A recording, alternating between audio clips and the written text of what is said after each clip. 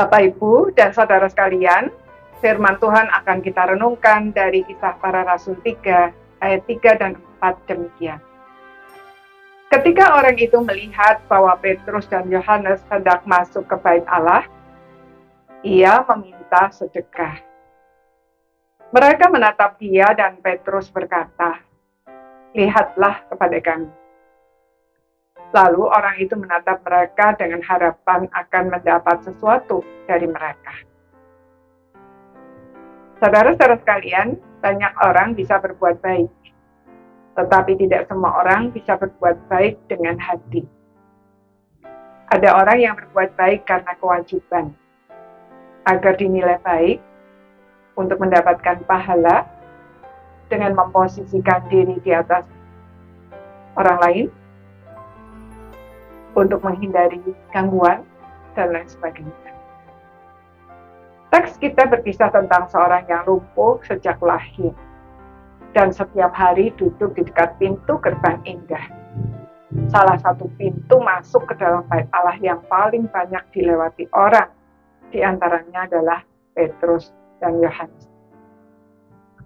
Seperti kebanyakan orang, mereka bisa saja berjalan lewat tanpa peduli dengan orang lumpuh itu, atau sekedar memberikan uang receh seperti yang dimintanya. Tetapi bukan demikian yang mereka lakukan.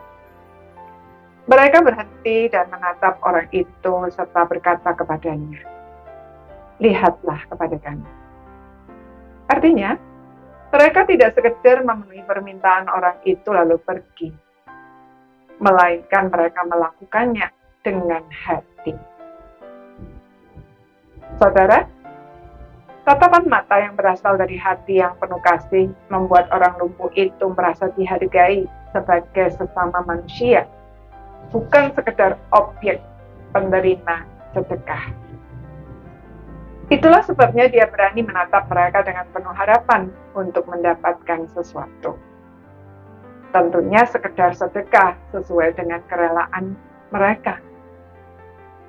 Namun, hati yang mengasihi membuat mereka mampu memberikan yang terbaik yang mereka miliki, lebih dari apa yang orang itu bisa harapkan. Petrus berkata, "Emas dan perak tidak ada padaku, tetapi apa yang kupunyai kuberikan kepadamu. Demi nama Yesus Kristus, orang Nazaret itu, berjalanlah."